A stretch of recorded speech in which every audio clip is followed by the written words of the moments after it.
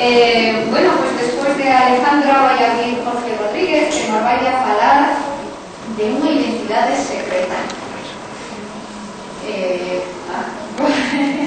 Por aí que estabas, creo que vai a falar un pouco das sergas.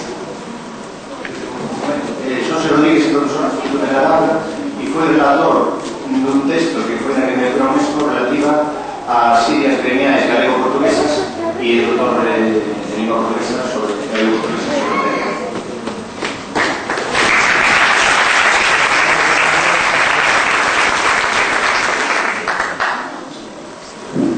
Boa tarde.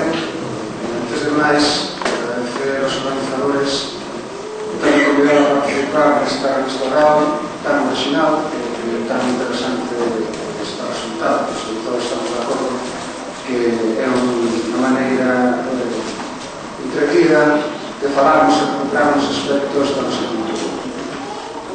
Titulei a intervención unha identidade secreta por varios motivos. Como dixo Xavier, participei na redacción do relatorio sobre o patrimonio inmaterial do galego portugués que se candidatou a UNESCO alemán no aspecto relacionado coas illas gremiais galego-portuguesas. Unha xiria é unha linguaxe especial caracterizada polas palabras. Non é un idioma, mas non se entende. É o propio galego falado con palabras diferentes. Iso é unha xiria. Un idioma que utiliza, unha variante de idioma que utiliza palabras diferentes, aínda que a gramática, a fonética é a do idioma.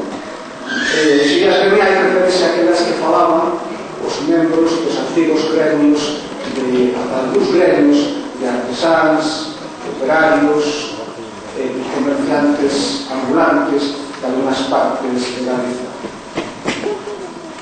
Estas xirias, ainda que elaboradas por persoas que desconocían totalmente da base lingüística, conseguían facelas incomprensibles. Por exemplo, se eu digo o tiro a Mece Fulé, que ninguén entenda, ninguna persona que non pertenza ao gremio dos apiadores, isto é Marallete, que falaban dos apiadores para ver os ambulantes de Bense. Pois eu digo que non un meleque, como se entende nada, ainda se sendo esencial de galego, sendo a gramática e a fonética galega. Isto é o verbo dos ingresos, que eu acabo de dicir. Quer dicir que a fumar utilizan os músicos da comarca de Granova e Arnolda de Ourense. Outro exemplo, Quintín Viti con Cuco. Isto fala máis próximo a Pontareas. Na Graña, en Covelo, os vendedores ambulantes falaban unha xiria que tamén chamaban Parallete. Este Quintín Viti con Cuco, que dicir comín ovos con pan. Ás veces, alguén sucediu que algunhas destas expresións soaban un pouco a falas africanas, a suaquillo, así, que non o meleque, ou non telo a matriculare.